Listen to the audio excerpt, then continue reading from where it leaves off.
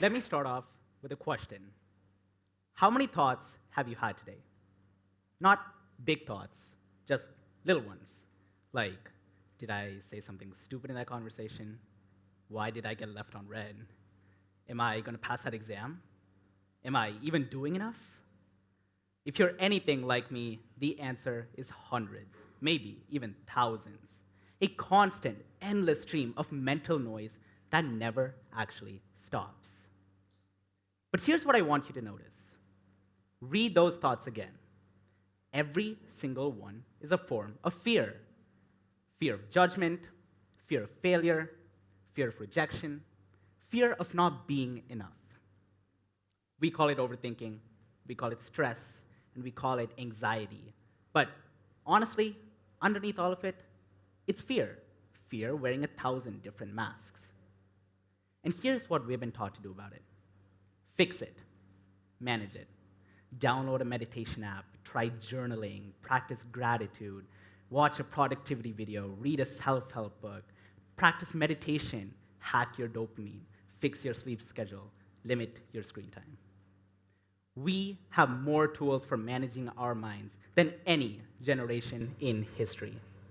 And we are also the most anxious, the most overwhelmed, and the most mentally exhausted generation in history. Something isn't working. Now let me tell you about a man named Ramana Maharshi. He was an Indian sage who lived about a century ago in a small town in Tamil Nadu. He didn't read self-help books, nor did he write to-do lists. And yet, people would come to him, sometimes from across the world, with their thoughts, their problems, and their anxieties. And his response to them was almost always the same. He wouldn't tell them how to fix their overthinking. No, he would ask them a question. Who is the one having these thoughts? That's it. Not, here's how to fix your thoughts, but who is the one having them? Now, when I first encountered this, I was around 8 or 9 years old. Of course, I didn't understand it back then. But as I got older, as school got harder, as the pressure started to increase, and as my overthinking got worse, I started to actually get it. Now, here's what I realized. Every time I tried to fix a thought, I was treating the thought as the problem. I was taking it seriously, engaging with it, wrestling with it, trying to make it go away. But the thought was never the problem. The problem was that I believed I was my thoughts, that voice in my head, that it was me. Ramana Maharshi's question cuts through all of that. Who is having this thought? The moment you ask that, something shifts. You're no longer inside the thought, but you're watching it from afar. You are the observer. And in that space, even for a split second, the thought, it loses its power over you. It's still there maybe, but you realize that it's not you. Here's why I think this matters for our generation specifically. We live in an environment that is designed, literally intentionally designed, to capture attention, to generate thoughts, and to make us react. Social media algorithms are optimized for engagement, which means that they're optimized for emotional responses. Jealousy, anger, outrage, comparison, envy, these are what keep you scrolling. The whole digital economy runs on your mental noise. And our response? We've been taught to fight noise with even more noise. Meditation apps that gamify stillness, and productivity systems that turn peace into another metric.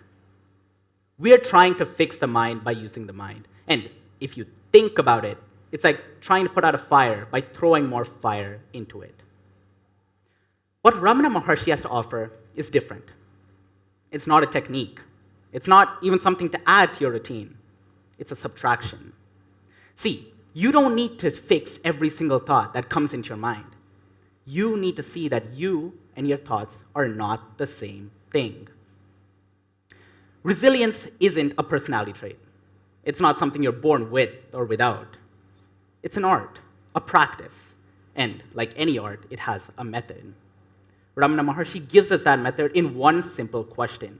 Who is the one having this thought? Because this sounds a little bit abstract, let me make it concrete. I see a few confused faces in the crowd. Picture this. You're lying in bed one night, and your mind is replaying a conversation from 3 days ago. Why did I say that to him? I shouldn't have ever mentioned that.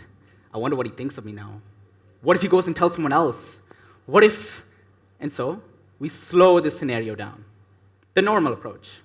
You try to stop thinking about it. You tell yourself, it doesn't matter. And you try to distract yourself with your phone. You add layers of thought on top of thought on top of thought. And so essentially, here you are, adding fire to the fire.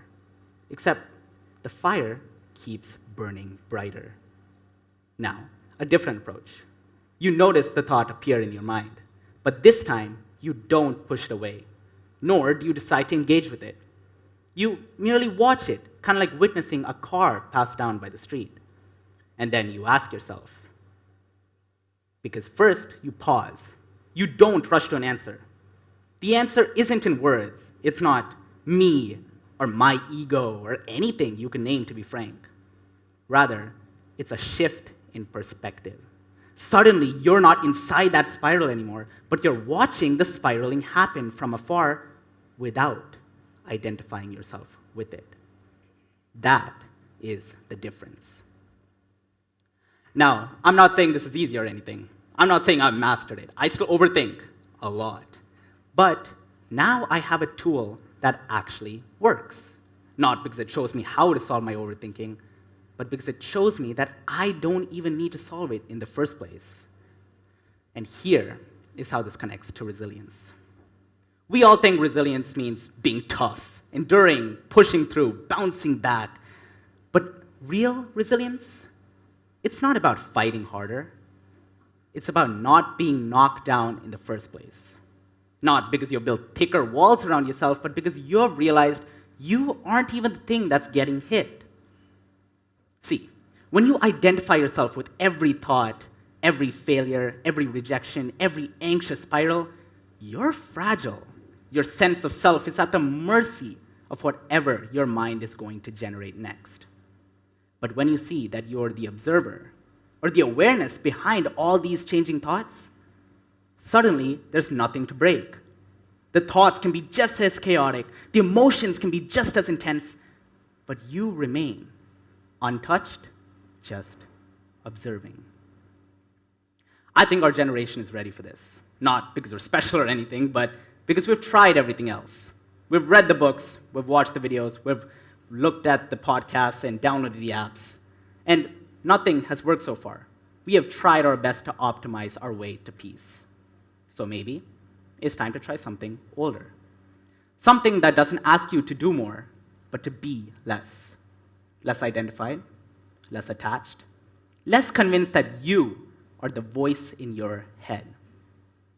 Ramana Maharshi left his body in 1950. He never used a smartphone, never saw Instagram or TikTok. And yet, he understood something about the human mind that we are only now catching up to. The problem was never the thoughts. The problem was the assumption that you and your thoughts were the same thing. And so here's what I want you to leave with. The next time you catch yourself spiraling, and you will spiral, because we all do, don't try to stop it.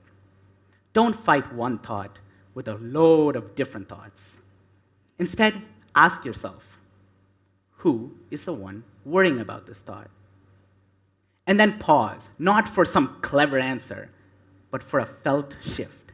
A moment where you step back from all of that noise and realize you were never in it.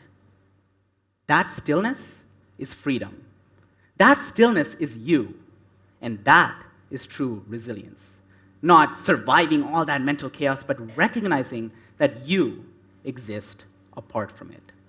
And the beautiful thing is, it was there the whole time. You just forgot to look. Thank you.